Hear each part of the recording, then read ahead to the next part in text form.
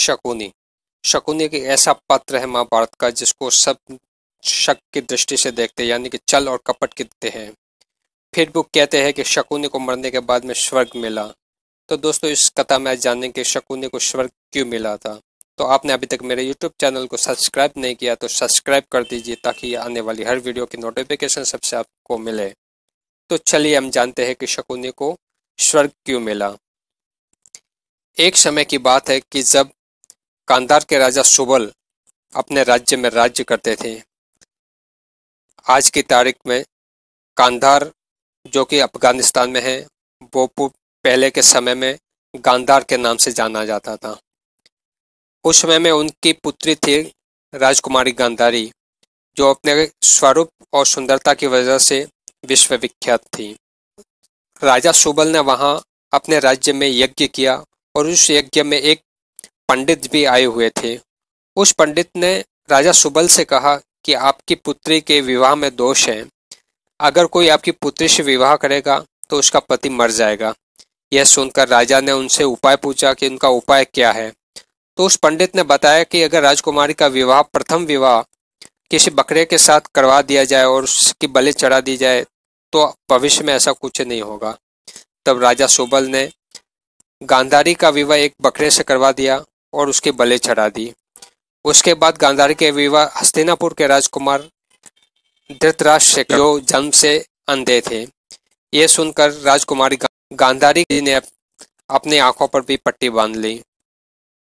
और जब धृतराष्ट्र को पता चला कि गांधारी का विवाह मेरे से पहले किसी और से हुआ है, तब राजा धृतराष्ट्र आग बबूला हो गए और वो बहुत क्रोधित हुए। ये समझ कर कि मेरे साथ धोखा किया है। धोखा समझकर उन्होंने सुबल के पूरे परिवार को बंदी बना दिया और कारागार में डाल दिया, और पूरे परिवार को एक मुट्ठी अनाज खाने के लिए दिया करते थे, जिससे पूरा परिवार भूख से तड़प तड़प कर मर जाए। जब एक मुट्ठी अनाज पूरे परिवार को दिया जाता था, तब राजा सुबल ने सोचा कि हम सब परिवार में सबसे बुद्धिमान कौन है, और उसने अपने परिवार के हर पुत्र की परीक्षा ली। उसने कहा, एक हड्डी ली और कहा कि इस हड्डी में धागा पिरो के देख, बताओ कौन पिरो सकता है। तब सब पुत्र उनके विफल हुए और शकुनी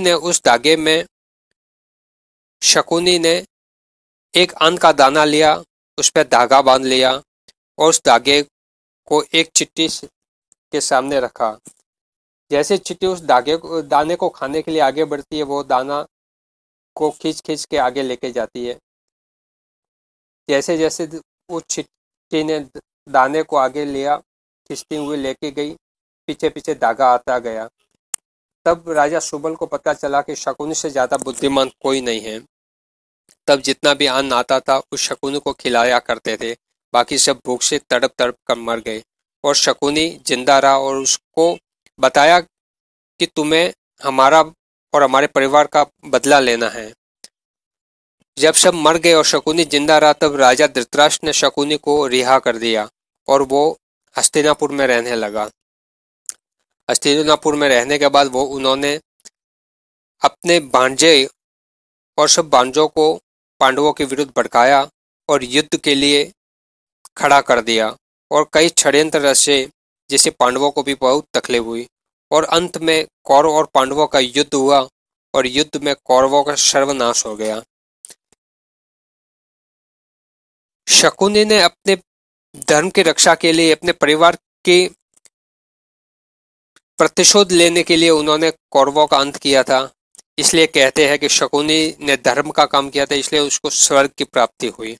दोस्तों, ये कहानी आपको कैसे लगी? अच्छी लगी है तो मेरे यूट्यूब को सब्सक्राइब करें और लाइक करें, और बेल आइकन दबाना ना भूलें, ताकि आने वाली हर कथा का नोटिफिकेशन